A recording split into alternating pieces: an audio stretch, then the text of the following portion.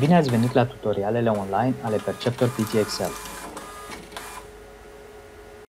În acest tutorial o să aflați cum să instalați și să configurați Perceptor PT Excel.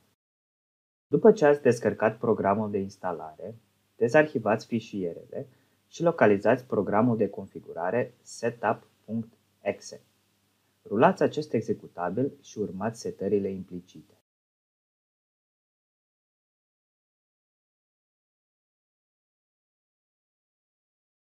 Când Perceptor PT Excel a fost instalat, lansați aplicația din meniul Start.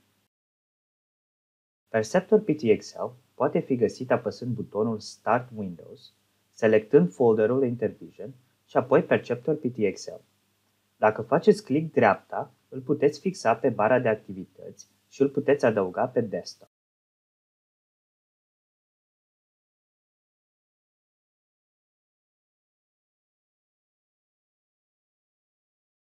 Nu este configurat niciun utilizator când Perceptor PT Excel este instalat pentru prima dată, deci folosiți-l pe cel furnizat temporar.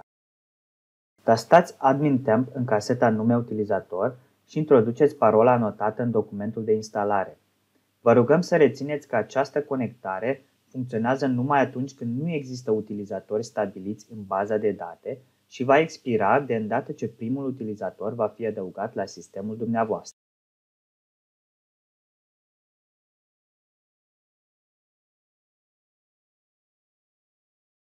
Apoi, trebuie să configurați un nou utilizator de administrator. Tastați numele unui nou utilizator de administrator și introduceți o parolă.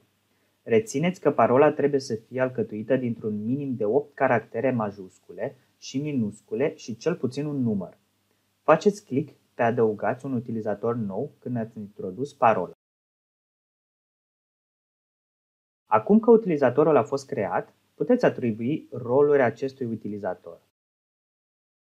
Selectați numele de utilizator din caseta din partea dreaptă și selectați rolurile pentru acest utilizator. Trebuie să selectați administrator, utilizator, pentru acest utilizator sau nu veți mai putea adăuga alți utilizatori.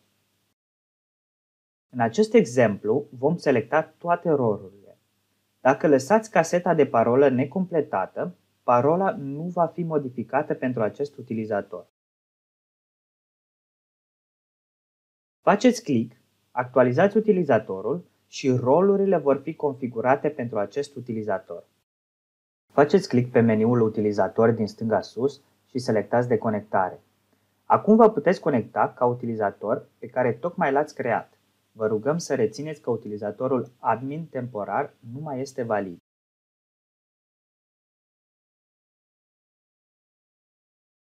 În fila Setări și Setări imprimantă puteți introduce adresa IP a camerei ODV, care implicit este http://10.20.30.40.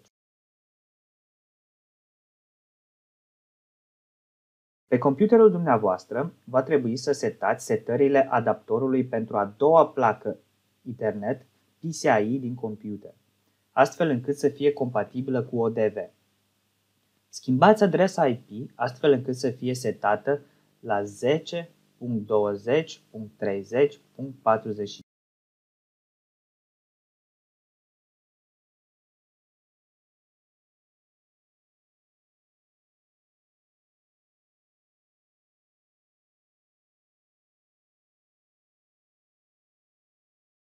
În partea dreaptă jos ar trebui să vedeți acum un semafor verde intermitent pentru a arăta dacă camera ODV este conectată.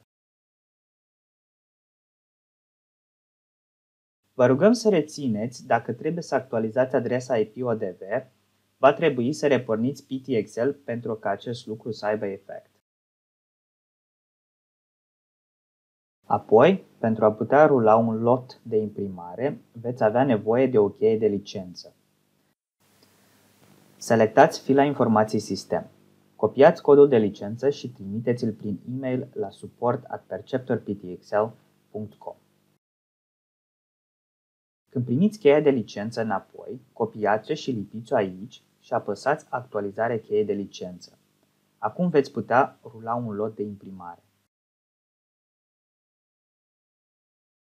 Fila de setări a stației vă permite să configurați numele stației, nivelul de înregistrare și sursa, fixat sau niciunul.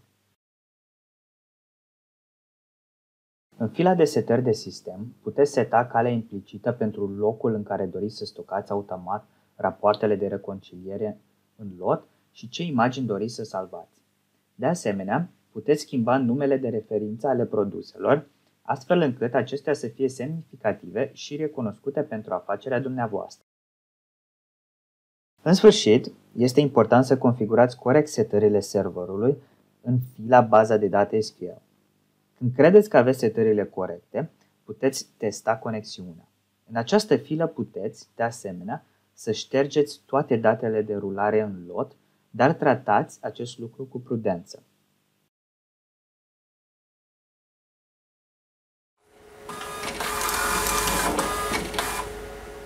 Vă mulțumim pentru atenție! Sperăm că vi s-a părut util acest tutorial și vă face plăcere să folosiți Perceptor PTXL.